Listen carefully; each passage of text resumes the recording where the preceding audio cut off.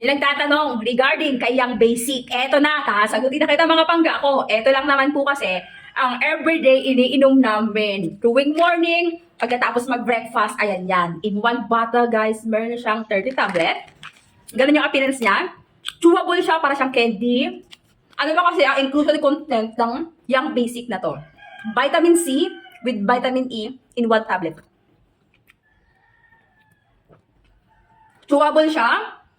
May konting asim at tamis. Ang kagandahan normally, pag umiinom tayo ng vitamins, vitamin C, of course, kailangan ng katawan natin, lalo na ngayong tag-ulan. Vitamin E, kailangan ng ating skin, ng ating balat. O, ayan. Complete inclusion na. Maglalagay ako ng link dito para kayang basic. Grabe to, guys. Konti lang siya. Everyday namin siya ininom. 1 tablets a day lang. Discounted ko sila ngayon. Kung gusto nyo din matry to, but. Kung gusto mo matry to, pwede naman.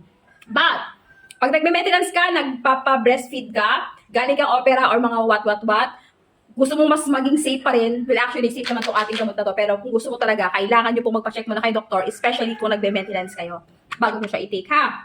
Makinig mabuti. Okay? Hindi porket hiyang sa akin, hiyang sa kanila, hiyang kung kanino, kailangan nyo pa rin magpa-consult kay doktor nyo before to take this one, okay? Alam mo na gagawin mo, check mo na!